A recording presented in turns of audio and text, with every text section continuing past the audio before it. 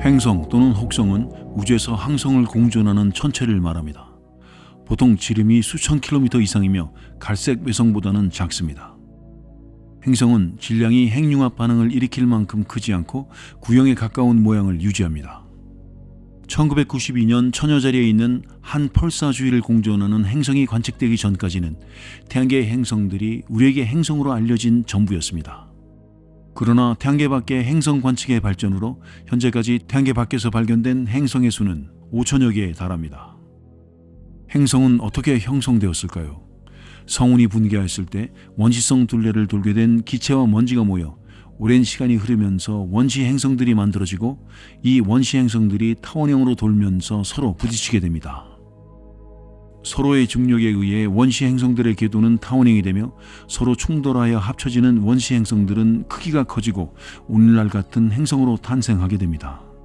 태양으로부터 멀수록 온도가 낮아 가벼운 가스가 많이 남아있게 되고 빨리 형성되기 때문에 지름이 크고 밀도가 낮은 목성형 행성들이 먼저 생성됩니다. 다음은 행성의 정의입니다. 2006년 국제천문연맹은 총회에서 행성을 항성을 공존하고 구형을 유지할 만한 크기와 중력을 가졌지만 위성이 아닌 천체로 정의하였습니다. 그래서 이 초안에 따르면 명왕성은 그대로 유지되며 세레스, 카론, 그리고 에리스가 태양계의 행성 목록에 추가되어 총 12개의 태양계 행성 리스트가 짜질 예정이었습니다. 그러나 앞으로 이러한 요건이라면 수많은 행성 후보들이 태양계 행성 목록에 추가되어야 할 것이라는 우려와 반발이 잇따라서 태양계 내에 천체에 국한하여 다시 행성의 새로운 정의를 내렸습니다. 1. 항성주위를 정해진 궤도로 돌아야 한다. 2. 충분한 질량을 가져서 평형 유지를 위해 구형에 가까운 형태를 가지고 있어야 한다. 3. 궤도 주변의 다른 천체를 지배해야 한다. 그래서 이 요건을 모두 만족하는 태양계 행성은 모두 8개로 정해졌고 1번과 2번만 만족하는 천체는 외행성으로 분류시켰습니다. 1781년 윌리엄 허셜이 천체망원경으로 천왕성을 발견하기 전까지 인류에게는 지구를 제외하고 수성, 금성, 화성, 목성, 토성 이렇게 총 5개의 행성만 존재했습니다. 다음은 태양계의 행성 후보입니다. 세드나가 태양으로부터 90AU 떨어진 거리에서 태양을 공존하고 있는 것이 관측되었을 당시 몇몇 언론은 세드나의 10번째 행성 가능성을 언급했지만 그렇게 되면 명왕성과 비슷한 질량과 궤도를 가진 오르크스도 행성으로 인정될 가능성이 있고 카와나 바루나 등의 행성 가능성도 언급되었습니다. 그 후 명왕성과 크기가 비슷한 것으로 확인된 에리스가 발견되어 역시 행성으로 인정되어야 하는 것 아닌가라는 의견이 나왔습니다. 결국 이런 식이라면 행성의 수는 걷잡을 수 없을 정도로 늘어날 것을 염려하게 되었습니다. 그래서 2006년 국제천문연맹 총회에서는 정해진 행성의 정의에 따라 명왕성을 포함하여 모두 외행성으로 분류시켰습니다. 그리고 명왕성 바깥쪽 궤도에 있을지도 모를 천체 행성 X와 수성의 안쪽 궤도를 돌고 있을지도 모르는 미제 천체 벌컨 등은 추정만 되고 있을 뿐 이와 관련하여 그 어떤 것도 발견되지 않았습니다. 다음은 떠돌이 행성입니다. 어떤 별도 공존하지 않는 행성을 떠돌이 행성이라고 하는데 이러한 천체는 별도의 행성 분류로 간주되며 성간 행성, 유목민 행성 또는 고아 행성이라고도 합니다. 떠돌이 행성은 어떤 항성의 중력에도 속박되어 있지 않고 독립적으로 우주 공간을 운동하는 행성급 천체를 말합니다. 떠돌이 행성은 원래 모성 주위를 돌다가 항성의 중력으로부터 빠져나오게 된 천체라고 여겨지거나 혹은 애초에 성간구름 질량이 뭉쳐 항성이나 갈색외성처럼 홀로 태어나는 경우도 있을 것으로 추측됩니다. 우리 은하에 있는 떠돌이 행성들은 아마도 수십억 개 혹은 그 이상일 것이며 은하 중심을 홀로 공존하고 있습니다. 특히 가스 행성일 경우 종종 중갈색 외성으로 간주되기도 합니다. 지금까지 발견된 것들 중 가장 가까운 떠돌이 행성은 지구로부터 약 100광년 떨어져 있다고 합니다. 다음은 미행성입니다. 미행성은 태양계의 초기 형성 때 존재했던 것으로 추정되는 작은 천체입니다. 미행성은 막 형성된 항성의 주위를 둘러싸고 있는 원시 행성계 원반의 얼음 조각이나 먼지가 중력에 의해 충돌하거나 큰 것이 작은 것들을 끌어당기면서 성장하여 미행성이 됩니다. 이러한 충돌 등으로 인해 대부분의 미행성은 산산조각나지만 원시 행성계 원반 내에서 커다란 것들은 살아남아서 성장을 거듭하게 되고 행성이 됩니다. 태양계 형성 초기에 격렬한 충돌이 그친 후 미행성들은 목성형 행성의 중력 섭동으로 인하여 흡수되거나 튕겨나가서 태양계를 완전히 이탈하여 크게 찌그러진 궤도를 그리면서 돌게 됩니다. 그래서 소행성 때 카이퍼 벨트 그리고 오르트 구름의 물질들 중 미행성이 아직까지 남아있는 것입니다. 이들 중 일부는 화성의 포보스와 데이모스처럼 행성의 중력에 묶여 위성이 되기도 했습니다. 또 다른 예로 해왕성의 트리톤, 목성과 토성의 많은 위성들이 그렇습니다. 다음은 행성의 종류입니다. 먼저 사막 행성입니다.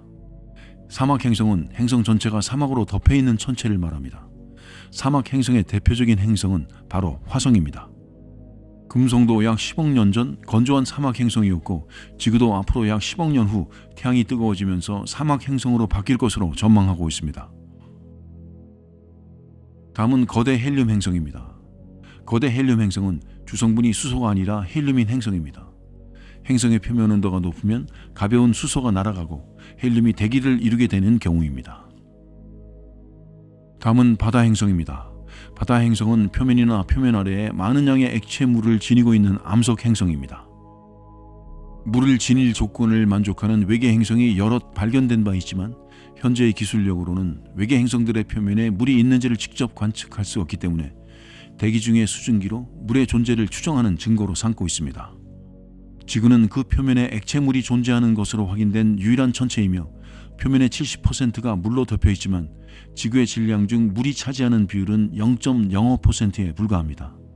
태양계 내에서 바다 행성으로 가장 유력하게 인정받는 천체로는 목성의 위성 유로파, 가니메데, 칼리스토, 그리고 토성의 위성 엔셀라도스를 들 수 있습니다.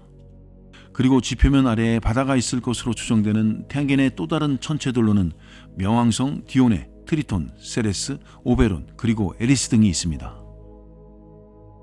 다음은 목성형 행성입니다. 목성형 행성은 중심액은 지구형 행성처럼 석질 또는 철질이지만 수소나 헬륨 등의 형태를 주성분으로 하는 행성을 말합니다. 태양계에서는 목성, 토성, 천왕성, 그리고 해왕성이 이에 해당됩니다. 이들 전체에는 지구형 행성에 있는 명확한 표면이 존재하지 않아서 우주선이 이들 행성에 착륙할 수 없습니다. 이러한 천체에서는 중심에게 가까워지면서 수소와 헬륨은 액체 등의 물질이 압축되어 있을 것으로 추측되고 있습니다. 목성과 토성의 경우 대기와 본체의 경계가 명확하지 않아서 반지름, 건널비, 밀도, 부피, 그리고 표면 온도 등의 물리량은 외곽 대기층만을 기준으로 할 수밖에 없습니다. 그리고 천왕성과 해왕성은 구성 성분 중 얼음과 물, 메테인 등의 혼합물이 상당량을 차지하고 있어서 거대 얼음 행성으로 분류시키고 수소와 헬륨이 주성분인 목성과 토성은 거대 가스 행성으로 세분화합니다. 다음은 얼음 행성입니다. 얼음 행성은 표면이 물이나 암모니아 그리고 메테인 등의 성분으로 이루어진 얼음으로 뒤덮여 있는 행성을 말합니다. 태양계에 존재하는 얼음 행성들로는 목성의 위성인 유로파, 토성의 위성 엔셀라두스, 그리고 외행성 명왕성 등입니다. 얼음 행성의 표면은 생명체에게 치명적인 환경이지만 지각 활동이나 조성열 등으로 발생한 열로 인하여 지하에 바다가 존재할 확률이 다분하다고 볼 수 있습니다. 만약 명왕성 멀리 제9 행성이 발견된다면 그것은 아마도 거대 얼음 행성일 것으로 추정됩니다. 다음은 거대 기체 행성입니다. 거대 기체 행성은 주로 수소나 헬륨으로 이루어진 거대 행성으로 태양계에서는 목성과 토성이 해당되며 이런 천체들은 항성이 되는데 실패한 천체로 보고 있습니다. 목성과 토성의 주요 구성 성분은 수소와 헬륨으로 다른 중원소는 질량의 10% 내외가량을 차지합니다. 금속성 수소층은 이런 거대 기체 행성의 대부분을 차지하며 중심부 회계 온도는 약 2만 켈빈입니다. 다음은 난쟁이 가스 행성입니다. 난쟁이 가스 행성은 반지름은 지구의 1.7에서 3.9배 사이이며 수소와 헬륨 및 기타 휘발성 물질이 암석핵을 두껍게 둘러싸고 있는 가스 행성입니다. 보통 지구 질량의 3.9배 이상은 얼음 가스 행성이나 거대 가스 행성으로 분류되고 지구 질량의 1.7배 이하는 지구와 같은 암석 행성으로 분류됩니다.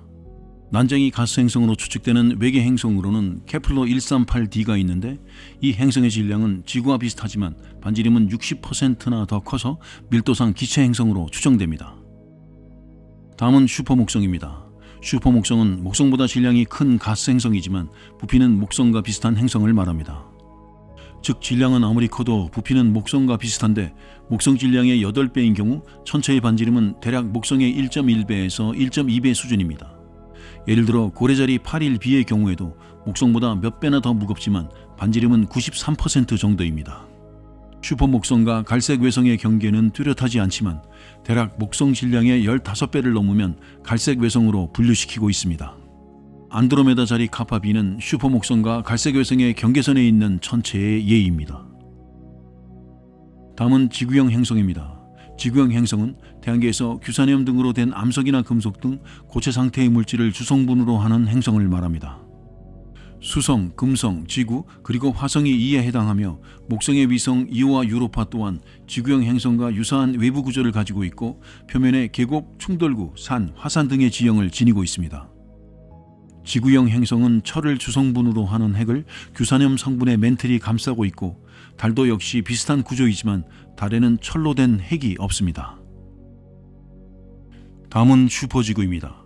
슈퍼지구는 지구보다 질량이 2배에서 10배 정도 더 큰 천체로 이것은 천왕성 및 해왕성에 버금가는 수준이라고 할 수 있고 생명체가 존재할 가능성이 있다고 보는 행성을 지칭합니다.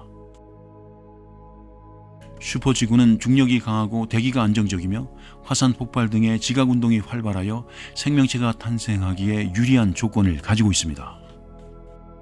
슈퍼지구가 적절한 온도와 물이 존재할 것으로 추정되는 범위인 거주 가능 구역에 위치할 경우 그 행성에는 생명체가 있을 수도 있다는 것을 예상할 수 있습니다. 사람들은 슈퍼지구의 조성물이 암석인지 가스덩어리인지 확실하게 알 수 없는데 따라서 조성 성분을 암석이 아니라 기체라고 가정한다면 가스 행성인 뜨거운 목성에 빗대어 슈퍼지구를 뜨거운 해왕성이라고도 부릅니다. 슈퍼지구는 초기에 어머니 항성으로부터 매우 가까운 곳을 돌고 있었기 때문에 어머니 항성으로부터 충분한 복사열을 공급받고 있음을 알 수 있었습니다.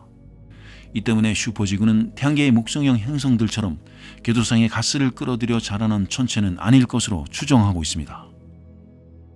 최초로 발견된 슈퍼지구 글리제 876d 이후에도 슈퍼지구는 계속해서 여러 개 발견되었습니다. 다음은 슈퍼지구의 발견 사례입니다. 먼저 글리제 876d입니다. 글리제 876d는 지구로부터 물병자리 방향으로 15광년 떨어져 있는 외계 행성입니다.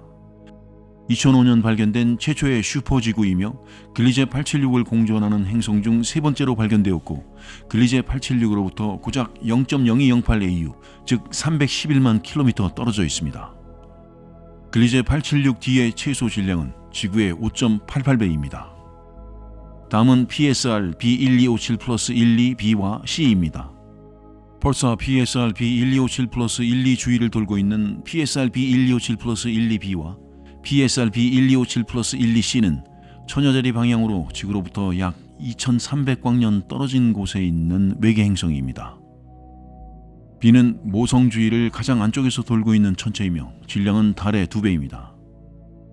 C의 질량은 지구의 4배 이상이며 공전 주기는 약 66일이고 모성으로부터 0.36AU 떨어져 있습니다. 다음은 OGLE 2005 BLG 360LB입니다. OGLE 2005 BLG 360LB는 지구로부터 우리 은하 중심 방향으로 21,500광년 떨어진 곳에 있는 OGLE 2005 BLG 360L의 주위를 도는 외계 행성입니다.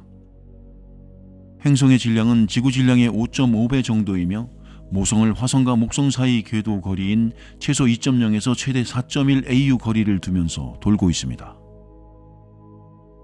다음은 글리제 581C와 581D입니다.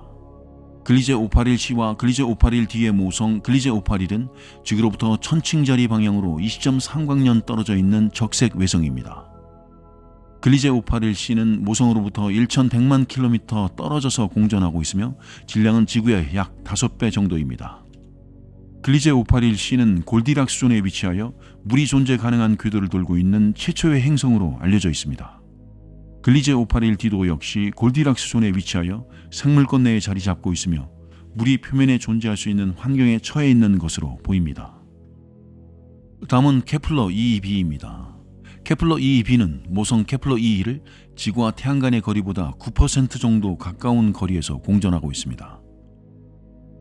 케플러 2는 지구로부터 600광년 떨어져 있고 태양보다 약간 작고 덜 뜨겁습니다. 케플러 2b는 표면에 물이 존재하고 생명체가 살 수 있는 섭씨 22도 정도의 기온을 가지고 있는 최초의 지구 크기의 외계 행성입니다. 케플러 2b에는 지구처럼 대기권에 구름이 형성되어 있고 모성 케플러 2를 290일 주기로 돌고 있는 점도 지구와 매우 유사합니다. 다음은 글리제 667cc입니다. 글리제 667cc는 글리제 666c 주위를 28.151 주기로 돌고 있고 질량은 지구의 4.5배 정도입니다. 글리제 667은 지구로부터 전갈자리 방향으로 22.7광년 떨어져 있는 항성계로 삼중성입니다. 행성의 표면 온도는 지구와 비슷해서 연구진은 지금까지 발견된 행성 중 생명체가 있을 가능성이 가장 큰 슈퍼지구 후보 중에 하나라고 밝혔습니다. 다음은 글리제 1214b입니다. 글리제 1214b는 글리제 1214를 200만 킬로미터 떨어져서 38시간 주기로 공전하고 있고 행성의 표면 온도는 섭씨 230도로 추정됩니다. 모성 글리제 1214는 지구로부터 뱀주인 자리 방향으로 약 40광년 떨어져 있는 적색 외성입니다. 글리제 1214b의 지름은 지구의 2.7배, 질량은 약 7배입니다. 글리제 1214b의 질량 중 약 4분의 3은 물과 얼음이며 나머지는 암석으로 이루어져 있는 바다 행성일 것으로 추정됩니다. 다음은 HD40307g입니다. HD40307g는 지구로부터 42광년 떨어진 모성 HD40307 주위를 돌고 있는 세 개의 행성 중 하나입니다. HD40307g는 세 개의 행성 중 모성으로부터 가장 바깥에서 공전하고 있으며 지구처럼 골디락스 존에 위치해 있습니다. 이 행성에는 물이 존재하며 기온, 대기 환경 등이 생명체가 살기에 매우 적합한 것으로 추정됩니다. 다음은 케플러 69c입니다. 케플러 69c는 지구보다 약 1.5배 크며 모성 케플러 69를 242일 주기로 공전하고 있습니다. 역시 생명체가 살기에 적합한 환경일 것으로 추정하고 과학자들은 주의 깊게 이 행성을 관찰하고 있습니다. 다음은 뜨거운 목성입니다. 뜨거운 목성과 같이 태양으로부터 가까운 궤도를 도는 행성은 1995년부터 10년 넘는 기간 동안 수십 개 이상 발견되고 있습니다. 이들의 질량은 행성과 갈색 외성 경계에 해당되는 큰 것으로부터 지구의 수배 정도에만 이르는 것까지 다양한데요. 명확한 정의가 세워진 것은 아니지만 이런 행성들 중 목성이나 토성 정도의 질량 이상을 지닌 것들을 뜨거운 목성이라고 부릅니다. 즉 뜨거운 목성은 짧은 공전 시간과 목성급의 거대 질량을 가진 거대 가스 행성을 말합니다. 뜨거운 목성은 태양계 밖에 존재하는 다른 항성 주위를 공전하는 외계 행성 중에서도 어머니 항성으로부터 태양과 지구 사이 거리의 10분의 1 정도 이하에 이르는 매우 가까운 거리를 공전하는 특징을 가지고 있습니다. 또한 이 행성의 반지름은 태양계의 목성이나 토성과 비교할 때 질량에 비해 매우 큰 것으로 관측되는데요. 그 이유는 뜨거운 열 때문에 행성의 대기가 부풀어 있기 때문입니다. 뜨거운 목성은 항성에 아주 가깝게 붙어 있기 때문에 강렬한 항성의 복사 에너지를 받아 표면 온도는 매우 뜨거울 것으로 예상됩니다. 그렇다면 목성의 표면 온도는 어떠할까요? 일반적으로 태양계에는 태양으로부터 가까운 곳은 지구와 같은 암석 행성이 존재하고 멀리 떨어진 곳에는 목성이나 토성처럼 거대한 가스 행성 또는 얼음 행성이 태양을 공전하고 있습니다. 태양으로부터 멀리 떨어진 외행성은 태양의 열을 충분히 받지 못하기 때문에 표면 온도가 영하 수십에서 수백 도에 이르는 극한의 세계라고 할 수 있는데요. 반면에 뜨거운 목성은 어머니 항성에서 불과 0.05AU밖에 떨어져 있지 않기 때문에 어머니 항성이 태양과 비슷한 별일 경우 뜨거운 목성이 단위 면적당 받는 복사 에너지량은 지구의 수백 배에 이릅니다. 그래서 뜨거운 목성이라는 이름 역시 이와 같은 특징에서 따오게 된 것입니다. 뜨거운 목성은 근처에 있는 행성급 천체의 궤도를 교란시키기 때문에 안정된 공전 궤도를 형성하지 못하게 만든다는 특징이 존재하는데요. 이러한 특징을 가진 천체를 사악한 목성이라고 부릅니다. 이전에는 외계 행성계가 대부분 우리 태양계와 비슷한 구조를 갖고 있을 것으로 예상했지만 실제 외계 행성들 중에서 적지 않은 숫자가 이와 같이 장렬하는 목성형이 많이 있다는 것을 알게 되었고 이는 천문학계에 큰 호기심을 안겨주었습니다. 그렇지만 우주에는 목성형 천체들 중 뜨거운 목성만 존재하는 것은 아닙니다. 선량한 목성이라는 이름을 가진 우리 태양계의 목성이나 토성처럼 인간의 거주 가능성을 고려할 때 생물권 바깥을 공존하는 가스 행성을 뜨거운 목성에 대비하여 선량한 목성이라 불리는 천체들이 관측됩니다. 그렇다면 높은 표면 온도를 지닌 뜨거운 목성의 대기 상태는 어떠할까요? 뜨거운 목성의 상층부 대기 모양은 목성이나 토성처럼 평행한 가로 줄무늬가 아니라 수박과 같은 세로 모양 줄무늬를 지닙니다. 이러한 모양은 이 가스 행성이 어머니 항성과 가까이서 돌고 있는 현상 때문에 생기게 되는데요. 이러한 특징은 달과 태양의 인력 영향으로 생기는 조성력을 생성합니다. 즉 달과 같이 뜨거운 목성의 한쪽 면이 항성만을 바라보도록 고정되는 형태를 지니는 것입니다. 따라서 한쪽 면은 언제나 항성을 바라봄으로 뜨겁게 가열되고 반대쪽은 상대적으로 온도가 매우 낮기 때문에 뜨거운 면에서 밤의 반구를 향해 섭씨 수백 도가 넘는 강렬한 열풍이 불게 됩니다. 이러한 열풍으로 인해 뜨거운 목성의 상층부 대기 모양은 항성의 빛이 가장 강하게 내리쬐는 부분에서 어두운 면으로 몰아치는 기류에 의해 세로 방향 줄무늬가 형성됩니다. 그리고 뜨거운 목성도 태양계의 목성과 토성보다는 느리지만 그래도 며칠에 한 번꼴로 자전을 하기 때문에 수박 줄무늬처럼 완전히 가지런한 모양이 생길 수 있다고 하기는 어렵습니다. 또한 뜨거운 목성의 색은 지나친 고온에 의하여 진한 파란색으로 보일 가능성이 있습니다. 이것은 태양광 산란과 연관이 있는데요. 태양광 산란이란 바닷물이나 지구 대기의 색이 원래 투명하지만 태양광 산란 때문에 푸르게 보이는 것과 같은 현상입니다. 즉 뜨거운 목성은 고체 성분이 증발하고 가스 성분만 대기 상부에 존재하기 때문에 이와 같은 현상을 보일 수도 있다고 추정하는 것입니다. 다음은 지금까지 관측된 어떤 뜨거운 목성들이 있는지 살펴보도록 하겠습니다. 먼저 첫 번째로 디미디엄이라는 행성입니다. 이러한 이름이 붙여지기 전에는 페가수스 자리 5.1b라고 불렸으며 주계열성 주위를 도는 외계 행성 중 최초로 발견된 천체이기 때문에 천문학계에 큰 관심을 끌기도 했습니다. 두 번째로는 오시리스입니다. 이 행성은 태양과 비슷한 항성인 HD209458을 공존하는 외계 행성으로 최근 대기가 우주 공간으로 탈출하는 현상이 관측되었다는 점이 흥미롭습니다. 이 밖에도 공존 주기가 29시간에 불과한 OGLE-TR56b와 질량이 작아 뜨거운 해왕성으로도 불리는 글리제 876d라는 외계 행성이 관측되었습니다. 글리제 876d의 질량은 지구의 6, 7배에 불과하며 이 수치로 볼 때 이 행성은 거대한 암석 행성일 것으로 추측할 수 있습니다. 그렇다면 뜨거운 목성은 과연 어떻게 탄생될까요? 과학자들은 이 가스 행성의 탄생 이론을 여러 가지로 추측하고 있는데 가장 먼저 이러한 거대 행성은 원래 원시 행성계 원반에서 비교적 바깥쪽 영역에서 생성되었고 이후 어떤 원인으로 인해 본래 궤도에서 벗어나 안쪽으로 옮겨졌다는 주장입니다. 본래의 태양계를 모델로 한 행성 형성 이론은 원시 항성을 둘러싼 가스나 먼지 원반이 뭉쳐서 작은 미행성을 생성하고 이들이 다시 합치면서 항성 주위를 도는 여러 개의 행성으로 발전하는 형태를 보입니다.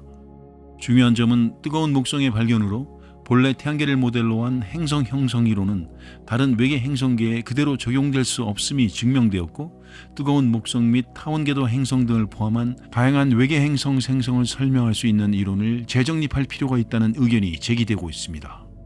이 밖에도 행성이 생성된 원인을 설명하는 유력한 모형은 이주해온 과정을 설명하는 것입니다. 즉 거대 행성이 행성을 만들고 남은 원반 물질과 마찰을 일으키거나 또는 원반 자체가 항성의 중력으로 수축하면서 함께 끌려 들어가 항성에 다가갔다는 행성 낙하 모형을 말합니다. 그러나 이 이론 역시 한계점이 존재합니다.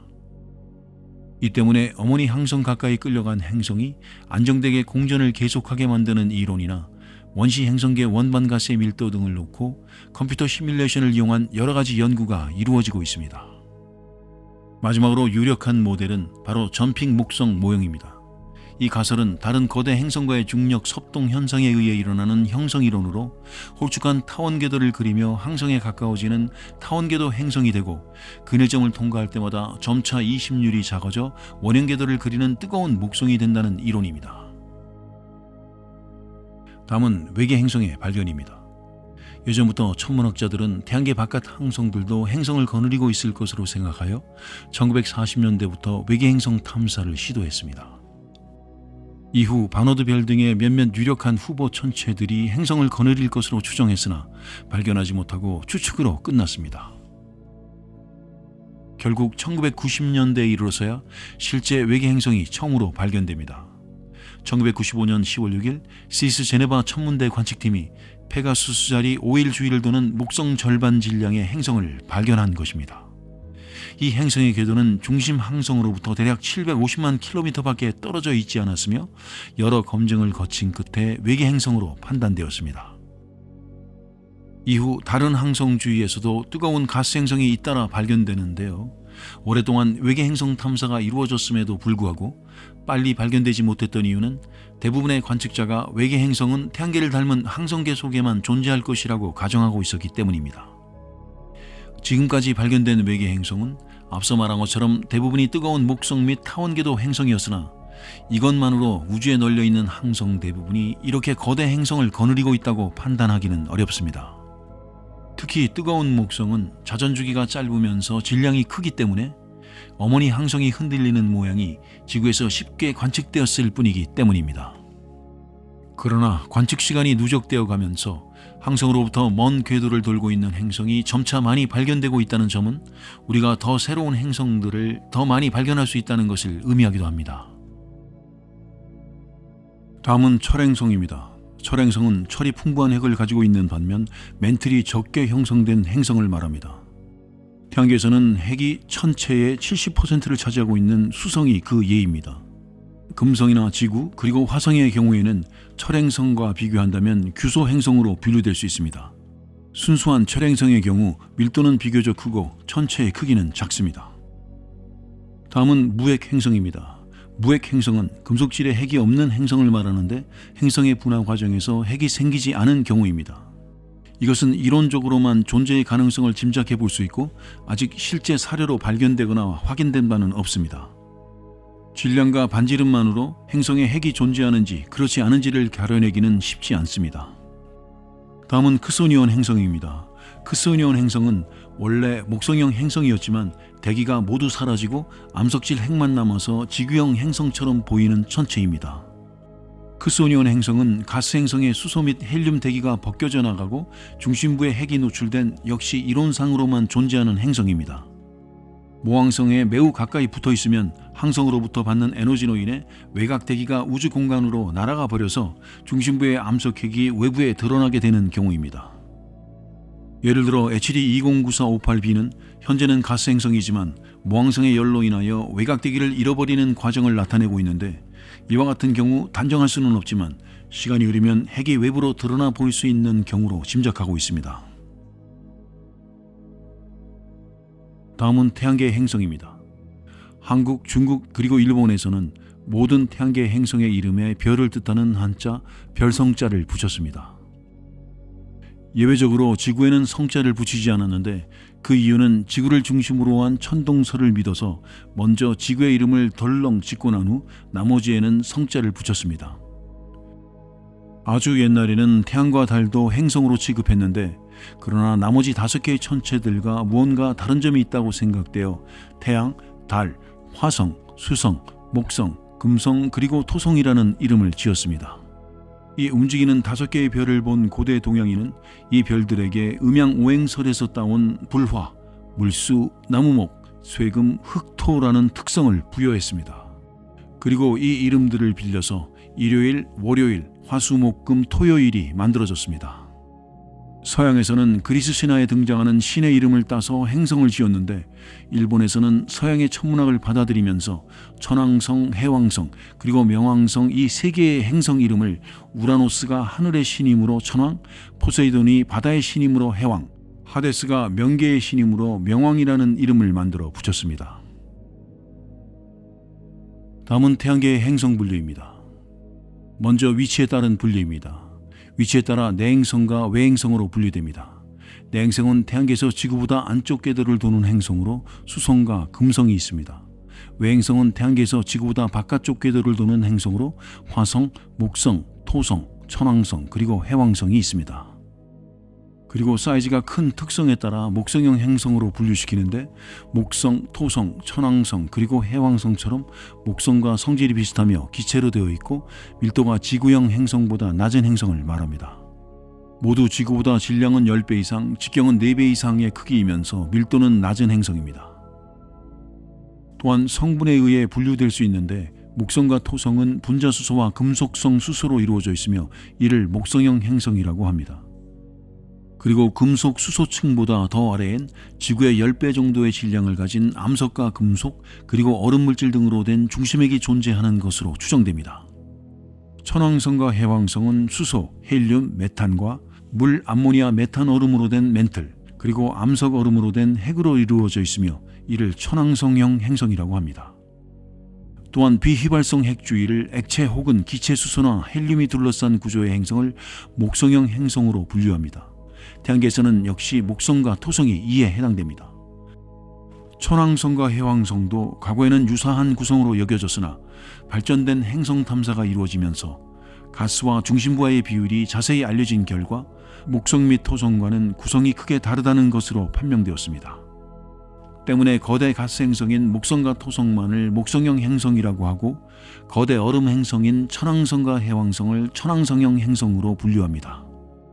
반면 지구형 행성은 주로 암석이나 금속 등 비휘발성 물질로 구성된 행성입니다. 지각, 멘틀 그리고 핵으로 구성된 지구형 행성으로는 태양계에서 수성, 금성, 지구 그리고 화성이 이에 해당합니다. 지구형 행성은 목성형 행성에 비해 질량이 작고 밀도가 큽니다. 목성형 행성은 주성분이 가스로 되어 있어 밀도는 낮고 크기는 거대하며 지구형 행성처럼 딱딱한 지표가 없고 중심부로 감으로써 행성을 구성하는 수소가스가 압력에 의해 액상화되고 더 깊이 들어갈수록 수소는 액체 금속 상태가 되어 있으리라 추측됩니다. 다음은 태양계 행성들의 자전축입니다. 대부분의 천체는 자전하고 있습니다. 태양도 자전을 하고 있고 태양 이외의 다른 항성들도 자전하며 펄서는 고속으로 자전하는 중성자별로 알려져 있습니다. 천체가 자전하는데 중심이 되는 축을 자전축이라고 하며 한 바퀴 자전하는 데 걸리는 시간을 자전축이라고 합니다. 이 자전축의 기울기는 각 행성의 공전 궤도면에서 수직된 축에 대해 시계 방향으로 기울어진 정도를 뜻하며 자전주기는 각 행성이 360도 회전하는 시간을 말합니다. 태양계 주요 천체의 자전축 기울기를 살펴보면 수성 0.0352도, 금성 177.4도, 지구 23.5도, 달 6.688도, 화성 25.19도, 목성 3.13도, 토성 26.73도, 천왕성 97.77도, 해왕성 28.32도, 그리고 명왕성은 119.61도입니다. 다음은 태양계의 행성입니다. 앞서 다루었던 행성편들보다 좀 더 심화적인 내용을 포함하여 다루어 보도록 하겠습니다. 먼저 수성입니다. 수성은 태양계에서 가장 작고 태양으로부터 가장 가까운 행성입니다. 수성은 태양으로부터 평균 5,800만 킬로미터 떨어진 태양계에서 가장 가까운 궤도를 도는 행성입니다. 태양에 이렇게 가까이 있다는 것은 이 행성이 일몰후 서쪽 지평선 근처나 해가 뜨기 전 동쪽 지평선 근처에서만 볼 수 있다는 것을 의미합니다. 이때 이 천체는 밝은 별과 같은 천체로 보일 수도 있지만 금성보다 관측하기가 더 어렵습니다. 수성은 태양계에 있는 4개의 지구형 행성 중 하나이고 지구와 같은 암석 천체입니다. 수성의 반지름은 2440km이고 둘레는 43,924km이며 공전주기는 88일이고 자전주기는 58일입니다. 수성은 또한 태양계의 가장 큰 자연 위성인 목성의 가니메데와 토성의 타이탄보다도 작지만 더 무겁습니다. 그리고 철이 주성분인 수성의 핵은 수성 전체 반지름의 70% 이상을 차지하고 그 바깥은 규산염으로 구성된 멘틀이 차지합니다. 수성의 표면은 달과 비슷하게 충돌구가 많으며 행성이 식으면서 수축할 때 형성된 거대한 절벽이 존재합니다. 나트륨과 칼륨 등으로 구성된 대기가 있지만 기압은 지구의 1조분의 1로 매우 희박합니다. 또한 약한 자기장도 존재하는 것으로 확인되었고 행성 중 태양에 가장 가깝기 때문에 강력한 중력의 영향을 많이 받아 매년 조금씩 궤도가 움직입니다. 여기서 잠깐 행성은 어떻게 형성되었는지 짚고 가겠습니다. 원시별 주위를 도는 먼지 알갱이들이 뭉치면서 행성들이 생겨났다고 합니다. 이 알갱이들은 직접 서로 충돌하면서 점점 커지기 시작했습니다. 서로 충돌을 거듭하며 뭉치고 뭉치면서 작게는 지름 1km에서 크게는 10km까지 커지는 미행성의 천체가 되었습니다. 이 미행성들은 다시 모여 작은 천체를 빨아들이면서 수천만 년, 심지어 수억 년에 걸쳐서 커다란 천체가 되었습니다. 작은 암석 행성들은 현재 지구 질량의 약 10% 수준까지 자랐고, 이어 충돌하고 뭉쳐지는 과정이 다시 시작되어 수억 년 동안 이 충돌 과정이 지속되었습니다. 지구형 행성을 이루는 물질은 우주에서 매우 희귀한 존재이기 때문에 지금의 지구 수준 크기보다 수십 배, 수백 배 이상 크게 자랄 수는 없었습니다. 나름 어느 정도 자란 이들 원시 행성은 끌어당기면서 서로 충돌한 이후 서로의 중력으로 각자의 공전 궤도를 형성하게 되어 지금의 행성 크기로 자라나게 되었습니다. 다시 수성으로 돌아와 수성은 지구형 행성 중 하나로 표면은 암석으로 이루어져 있습니다. 수성의 반지름은 지구의 0.4배인 2439.7km로 태양계 행성들 중 가장 작은 행성입니다. 지구의 핵은 지구 전체 부피의 17% 정도이지만 수성의 핵은 수성 전체 부피의 42%를 차지할 정도로 핵이 차지하는 비중이 큽니다. 핵의 반지름은 1800km이며 중심핵 바깥쪽에는 두께가 600km인 멘틀이 존재하고 지각의 두께는 100에서 300km 정도입니다. 과학자들은 태양계 형성 초기 시절 수백 킬로미터에 이르는 천체가 수성을 강타하여 원래 존재했던 멘틀 상당량을 날려보내고 지금의 얇은 멘틀층만을 남겼을 것이라고 추측하고 있습니다. 만약 미지의 천체가 수성을 강타한 것이 사실이라면 강타 전 수성의 멘틀 두께는 훨씬 두꺼웠을 것으로 추정됩니다. 다시 말하자면 수성은 수성 질량의 6분의 1에 달하는 거대한 미행성과 충돌하여 원시 수성의 지각과 멘틀 상당량이 우주로 날아갔고 상대적으로 무거운 물질만 남아서 지금 같은 형태를 이루게 되었다는 이론입니다. 그 충격은 원래의 지각과 멘틀의 대부분을 벗겨냈고 중심핵은 상대적으로 중요한 구성 요소로 남겨졌을 것입니다. 달의 형성을 설명하기 위해 거대 충격 가설로 알려진 것과 유사한 과정이다라고 볼 수 있습니다. 그리고 수성이 이렇게 작고 아담한 행성으로 형성된 것에는 또 다른 이론이 존재하는데, 그것은 수성으로부터 가까이 존재했던 원시 행성이 내뿜었던 열기로 인해 수성 표면이 증발하여 현재 질량 2배 정도의 크기에서 이렇게 쪼그라들었을 것이라는 것입니다. 수성이 작은 행성으로 형성된 또 다른 이론은 원시 태양이 수축하면서 수성 근처 온도는 3500켈빈까지 상승하여 심지어 10,000켈빈 이상일 수도 있을 정도의 높은 온도 때문에 수성 표면의 대부분이 암석 증기 형태로 변하여 항성풍에 실려 날아갔다는 이론입니다. 어쨌든 수성의 표면은 원래의 상태에서 수축되거나 발산하여 현재의 모습이 되었다는 이론은 첫 번째 설과 두 번째 설이 일맥상통합니다. 현재 수성의 표면은 달의 표면과 유사하며 광범위한 평야와 무거운 분화구를 보여 오랜 시간 동안 지질학적으로 활동하지 않았음을 나타냅니다. 수성의 표면은 울퉁불퉁하기 때문에 지역마다 알베도가 다르고 달과 같은 고원, 산, 평원, 경사, 절벽, 계곡 등 여러 지형이 존재합니다. 여기서 알베도란 라틴어로 백색도를 의미하며 백색도란 하얀 정도를 나타내는 수치이고 다른 말로 백색지수라고도 합니다. 수성은 46억 년 전 형성되었을 그 직후에 혜성과 소행성에 의해 심하게 폭격당했는데 이 기간을 후기 대폭격기라고 합니다. 이 기간 동안 수성은 전체적으로 폭격을 받아 충돌구가 급격히 늘어났습니다. 그리고 38억 년 전에 끝난 후기 중폭기라고 불리는 기간 동안 전체 표면의 충격을 받아 강력한 분화구가 형성되었습니다. 대기의 부족으로 인해 충격기를 늦출 수 없었고 그래서 충격은 더욱 촉진되었습니다.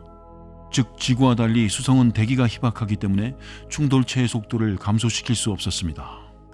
수성의 분화구들은 지름의 범위가 작은 그릇 모양의 구멍에서부터 수백 킬로미터에 이르는 여러 개의 고리 모양 충돌 분지에 이르기까지 다양합니다.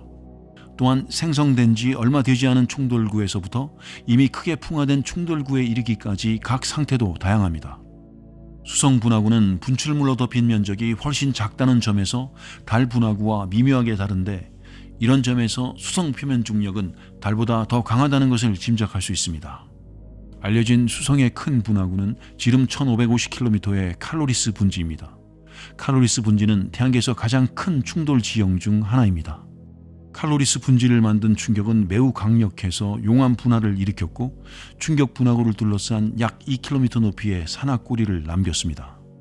카로리스 분지의 바닥은 평평한 평야로 채워져 있으며 대략 다각형 패턴의 능선과 균열로 부서져 있습니다. 또한 분지 반대편에는 기묘한 지역, Weird Terrain이라 불리는 언덕 형태의 독특한 지형이 있는데 이 지형에 대한 두 가지 가설이 존재합니다. 분지에서 발생한 충돌로 인한 충격파가 기묘한 지역의 부근을 쓸어버리면서 지나간 결과 표면에 강력한 힘이 가해져서 생성되었다는 설과 충돌로 인한 분출물이 그곳으로만 집중되어 생성되었다는 설이 있습니다. 전체적으로 46개의 충격 유역이 확인되었는데 주목할 만한 분지는 가장자리에서 최대 500km까지 확장되는 분출물 덮개와 매끄러운 평원 재료로 채워진 바닥을 가진 400km 너비의 톨스토이 분지입니다. 베토벤 분지로 이름 지어진 곳은 분출물 덮개와 비슷한 크기이며 폭은 625km입니다. 결과적으로 달과 마찬가지로 수성의 표면도 태양풍과 운석 충돌과 같은 우주 풍화 과정의 영향을 받았을 가능성이 높다고 볼 수 있습니다. 달의 바다와 달리 수성의 평탄한 평원은 오래된 분화구 사이의 평원과 같은 알베도를 가지고 있습니다. 이러한 평원의 매끄러움은 명확한 화산활동의 흔적의 부족에도 불구하고 화산활동이 활발하게 이루어졌다는 사실을 강하게 뒷받침합니다. 여기서 달의 바다란 우리가 생각하는 물이 있는 바다가 아니라 어두운 현무암질의 넓고 편평한 지대를 말합니다. 이탈리아의 철학자이자 과학자이자 물리학자이자 그리고 천문학자인 갈릴레오 갈릴레이가 자신이 만든 망원경으로 달을 관측하였을 때 어느 한 지역이 마치 고요한 바다와 같이 생각되어 바다로 부르게 되었습니다. 달의 북반구에는 지름이 약 1200km나 되는 비의 바다가 있으며 그 위에 위난의 바다 그리고 맑음의 바다 등이 있습니다. 그리고 그렇게 이름을 붙이는 김에 달에서 바다보다 큰 곳은 대양, 바다보다 작은 곳에는 호수, 만, 늪 등과 같은 이름을 붙이기도 했습니다. 수성의 평균 온도는 섭씨 179.5도입니다. 수성에는 대기가 거의 존재하지 않고 적도와 극의 온도차가 매우 크기 때문에 기온은 섭씨 영하 173도에서 섭씨 427도까지 도달합니다. 수성이 태양으로부터 가장 먼 온일점에 있을 때의 온도는 섭씨 277도이며 가장 가까운 근일점에 있을 때에는 섭씨 427도까지 상승합니다. 반면 밤인 쪽은 평균 온도가 섭씨 영하 163도까지 내려갑니다. 희박한 수성 대기와 중력이 매우 약해서 수성에서는 온실효과나 열평형이 이루어지지 않습니다. 때문에 수성의 표면 평균 온도는 태양으로부터 수성보다 멀리 있는 금성보다도 낮습니다. 한편 놀랍게도 1992년 레이더 관측에 의해 수성의 북극 부근에 물과 얼음이 발견되었습니다. 이 얼음은 혜성의 충돌이나 수성 내부에서 방출되어 생긴 물이 1년 동안 태양광이 닿지 않는 극지방의 크레이터 바닥에 남겨져 있던 것으로 추측됩니다. 수성에는 매우 가벼운 가스층이 있는데 대기의 개수密도는 매우 희박하지만 수소, 헬륨, 나트륨, 칼륨, 그리고 칼슘 등의 원자가 포함되어 있습니다. 여기서 개수 밀도란 천문학, 물리학, 화학, 생물학, 지리학, 대기과학 등에서 물리적 공간에 있는 어떤 가산물체, 즉 입자, 분자, 광자, 세포, 은하 등의 집중 정도의 세기량입니다.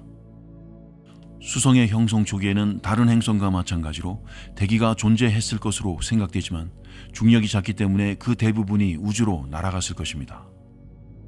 현재 수성의 대기는 다양한 방법에 의해 공급되고 있습니다.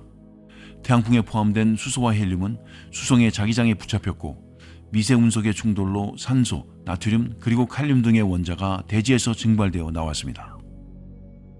다음은 수성의 물리량을 지구와 비교해보면 질량은 지구의 0.055배이고 부피는 0.056배로 지구의 약 5% 수준이며 적도 반지름은 2439km로 지구의 0.38배입니다. 다음은 자기장입니다. 수성의 자기장은 지구의 자기장과 마찬가지로 쌍극성입니다. 지구의 극과 달리 수성의 극은 행성의 자전축과 거의 일직선상에 있습니다. 메리노 10호가 측정한 바에 따르면 고도 330km의 최대 자기장 세기는 지구 표면에 비해 약 100배 이상 약한 것으로 확인되었고 자기장의 형태와 세기가 일정하다는 것이 밝혀졌습니다. 수성의 자기장이 매우 희박하다지만 행성 주위의 태양풍을 막고 태양풍 플라즈마를 가둘 만큼 약하지는 않습니다. 행성의 자기장에 대한 일반적인 이론은 다이너모 이론입니다. 여기서 물리학 용어인 다이너모 이론은 지구나 항성과 같은 전체들이 자기장을 형성하는 메커니즘을 설명하는 이론입니다. 이 이론은 회전과 대류 및 전기 전도성 유체를 통하여 어떻게 천문학적 시간에 걸쳐 자기장을 유지할 수 있는지를 설명합니다. 현재 다이너모 이론은 다른 행성의 자기장뿐만이 아니라 지구 자기장의 원인을 가장 잘 설명해주는 이론으로 여겨지고 있습니다. 다이너모 이론을 행성에 대입해보면 자신의 자전과 내부의 액체 금속 핵 때문에 일어난다고 볼 수 있습니다. 그러나 수성의 경우 자전 속도가 매우 느려 다이너모 이론과 맞지 않습니다. 그래서 몇몇 학자들은 수성이 과거에 자전 속도가 빠르고 온도가 높았을 때 형성되었던 자기장이 얼어붙어 남아있는 것이라고 말하고 있습니다. 수성은 태양을 중심으로 2바퀴 공전하는 동안 정확히 3바퀴 자전하는 특이한 주기를 가지고 있는 것이 특징입니다. 수성의 공전 주기는 약 88일, 정확히 말하자면 87.9691이고 수성의 자전 주기는 약 58일, 정확히 58.6461입니다. 수성의 자전축 기울기는 약 0.01도인데 이것은 행성 중에서 가장 작은 경우이며 두 번째로 경사가 작은 목성의 자전축 기울기 약 3.1도에 비교해도 300배나 작은 수치입니다. 수성은 태양계의 모든 행성들 중 가장 이심률이 높은 궤도를 가지고 있습니다. 가장 가까운 근일점이 약 0.31AU이고 가장 먼 원일점이 약 0.47AU이라는 큰 타원 궤도를 그리고 있습니다. 즉 그 궤도는 태양에서 4,600만 킬로미터에서 7천만 킬로미터까지 펼쳐져 있습니다. 다음은 이름의 유래입니다. 고대인들은 하나의 수성을 저녁별과 아침별로 나누어 각각 다른 이름으로 불렀습니다.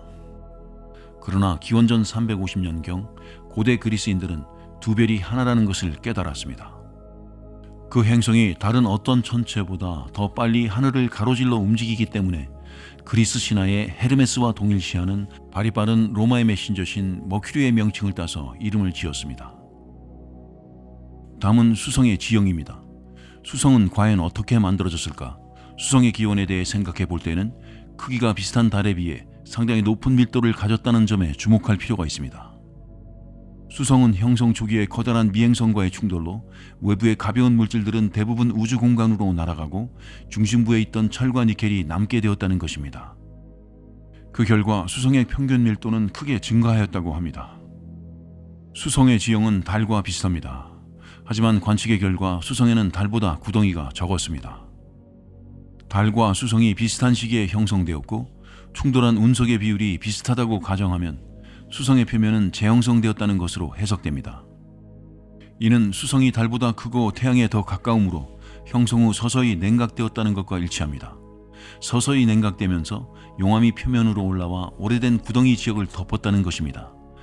또한 수성은 태양의 조성력에 의해 적도 부분이 불룩하다는 특징도 있습니다. 수성의 기원입니다. 고대 그리스인들은 수성에 신의 뜻을 인간에게 전하는 전령의 신인 헤르메스의 이름을 붙였습니다. 헤르메스는 그리스 신화에 나오는 여행자, 목동, 그리고 상업 등을 주관하는 동작이 매우 빠른 신입니다. 헤르메스는 제우스와 마이아의 아들이며 로마 신화의 메리쿠리우스에 해당합니다. 그래서 수성이 메리쿠스의 영어 이름인 머큐리로 부르게 되었습니다. 다음은 수성의 탐사입니다. 태양으로부터 가장 가까이 있는 행성인 수성은 언제나 태양 옆을 바짝 붙어 다니기 때문에 관측하기가 쉽지 않습니다. 지구에서 수성을 볼 수 있는 때는 해가 진 직후 서쪽 하늘과 해가 뜨기 직전 동쪽 하늘에서만 볼 수 있습니다. 그리고 망원경으로 수성을 보면 달과 같이 그 위상이 변하는 것을 알 수 있으며 표면의 모습도 달과 매우 비슷합니다. 수성 탐사는 내행성 중에서도 탐사가 가장 적었기 때문에 사람들로부터 그리 관심을 받지는 못했습니다. 수성으로부터 태양과의 거리가 너무 가깝고 자전 속도가 너무 느리며 표면 온도가 극단적으로 변하기 때문에 수성에 대한 탐사 계획을 세우지 못했습니다. 수성 탐사 계획이 적은 이유는 태양과의 거리가 가까우면 탐사선이 태양 중력장에 끌려가기 때문에 수성 주위를 선회하는 궤도를 잡기 어렵기 때문입니다. 태양의 중력장에 끌려갈수록 그 속도가 빨라지기 때문에 수성 궤도에 이르렀을 때에는 탐사선의 속도를 늦추어야 하며 이를 위해서는 상당한 양의 연료가 필요합니다. 수성 탐사는 궤도가 태양에 너무 가깝기 때문에 기술적으로 큰 도전이 요구되는데 탐사선은 9,100만 킬로미터를 이동하여 태양의 중력권으로 들어가야 합니다. 지구의 공전 속도는 초속 30km이지만 수성은 초속 48km이어서 호만전이 궤도에 진입하기 위해 탐사선은 속도에 큰 변화를 주어야 합니다. 여기서 호만전이 궤도란 같은 평면에서 서로 다른 두 원 궤도를 이동하는 데 쓰이는 타원 궤도를 말합니다. 한때는 수성에서의 테라포밍 가능성에 대해 논의된 적도 있었지만 그것은 아주 먼 미래에 가능하고 또 가능하다고 치더라도 화성보다 실용적이지 못하다는 주장이 제기되었습니다. 수성 탐사선으로는 메리너 슈퍼, 메신저, 그리고 베피콜롬보가 있는데 그중 메리너 슈퍼와 메신저는 이미 임무가 종료되었으며 베피콜롬보는 2025년에 수성 중력권에 진입하여 탐사 임무를 수행하게 됩니다. 그럼 지금부터 수성 탐사선에 대해 알아보겠습니다. 먼저 메리너 슈퍼입니다. 메리너 슈퍼는 1973년 11월 2일 21시 45분 미국 케네디 우주센터에서 발사되었습니다. 메리너 슈퍼는 수성의 대기, 표면, 그리고 물리적 특징 등의 행성의 환경을 조사하기 위한 수성을 최초로 방문한 탐사선입니다. 메리너 슈퍼는 금성의 중력을 이용하여 궤도 속도를 조정하며 수성에 근접한 탐사선입니다. 메리너 슈퍼는 스윙바이를 이용한 최초의 탐사선이자 금성과 수성 두 행성을 방문한 최초의 탐사선이기도 합니다. 드디어 1974년 3월 29일 탐사선의 수성 근접 관측이 이루어졌습니다. 메리너 슈퍼는 태양 주위를 한 번 돌 때 수성이 두 번 도는 형식으로 항해하여 임무 종료 전에 추가로 수성에 두 번 더 접근했습니다. 그러나 매번 플라이바이 할 때마다 수성의 같은 면만 보였기 때문에 메리너 슈퍼가 포착한 부분은 수성 전체 표면의 45%밖에 되지 않습니다. 결국 전체 수성 표면의 45%만을 촬영하여 천여 장의 사진을 지구로 보냈습니다. 탐사 당시 수성의 낮 기온 450도씨의 온도를 견디지 못했기 때문에 수성 전체의 사진을 확보하지는 못했습니다. 이는 수성의 뒷면을 관측할 수 없다는 것을 의미하며 결국 수성 표면의 45% 이하만 지도화되었습니다. 메리너 슈퍼는 수성의 거대한 크레이터와 여러 종류의 지형 표면을 촬영하였습니다. 수성에 총 3번 접근하였는데 그중 가장 가까이 접근한 거리는 불과 327km입니다. 탐사선의 1차 접근 때에는 수성의 자기장을 감지했고 이때 수성의 자기장은 지구의 자기장과 매우 유사하다는 것을 알게 되었습니다. 2차 접근 시에는 주로 사진을 찍었는데 이때 표면에 존재하는 다수의 크레이터를 포착했습니다. 마지막 3차 접근 시엔 대규모의 자기장을 감지했습니다. 마침내 1975년 3월 24일 탐사선은 연료 부족의 원인으로 더 이상 수성의 궤도를 선회하는 것이 불가능하게 되었고 곧 모든 장비는 기능을 멈추었습니다. 더 이상 메리너 슈퍼와 연락이 불가능해지면서 사실상 탐사의 임무는 종료되었습니다. 메리너 슈퍼는 현재 이 순간까지도 외롭게 홀로 태양을 돌고 있는 것으로 짐작됩니다. 다음은 메신저호입니다. 나사의 두 번째 수성 탐사 계획인 메신저호는 악천후로 인하여 이틀 연기된 2004년 8월 3일 미국 케이 커네버럴 공군기지에서 발사되었습니다. 메리너 슈퍼보다 좀 더 자세한 수성의 특성과 환경을 조사하기 위한 미션을 안고 발사된 것입니다. 특히 수성 지면의 화학 조성과 자기장의 성질, 핵의 크기와 상태, 그리고 수성의 외기권과 자기권 등에 대한 특성을 1년 동안 수차례의 임무를 통해 파악하는 것이 목적이었습니다. Messenger, MESSENGER은 Mercury Surface Space Environment Geochemistry and Ranging을 따서 이름 지어졌습니다. 메신저호는 2005년 2월 지구 궤도에서 벗어난 후 2006년 10월과 2007년 10월 금성의 중력을 이용하여 궤도를 변경하는 추진력을 얻었으며 2011년에 성공적으로 수성 궤도에 진입하였습니다. 여기까지 총 걸린 시간은 6년하고도 반년이 지났습니다. 그리고 수성을 이용한 최초의 플라이바이는 2008년 1월 14일과 같은 해 10월 6일 그리고 2009년 9월 29일에 걸쳐 3번 이루어졌습니다. 플라이바이를 하는 동안 수성 표면의 95%를 촬영하였고 화학적 이중 추진 시스템을 사용하여 수성 궤도에 진입했습니다. 수성 궤도 진입 후 약 4년간 수성을 4,104바퀴 돌면서 무려 10TB 용량에 해당하는 40만 장 정도의 수성 사진을 지구로 전송했습니다. 또한 과거 메리너 슈퍼가 완성하지 못한 수성의 지도를 마무리 지었고 수성의 영구 그늘에서 얼음과 탄소와 같은 유기물을 발견하였습니다. 2013년 3월 6일 탐사선은 수성 표면 100% 촬영을 완료하였고 2014년 10월 마지막 재분사까지 2차례 임무 연장을 하였으며 2015년에는 연료가 완전히 소진되어 더 이상의 수성 궤도 유지가 불가능하게 되었습니다. 그래서 메신저호는 수성 충돌 궤도에 돌입하여 결국 2015년 4월 30일 수성 표면에 그대로 충돌하여 임무를 마무리 지었습니다. 충돌 직전 약 시속 14,000km의 속도로 수성과 충돌하였고 수성의 표면에 지름 16m 정도의 충돌구를 남겼습니다.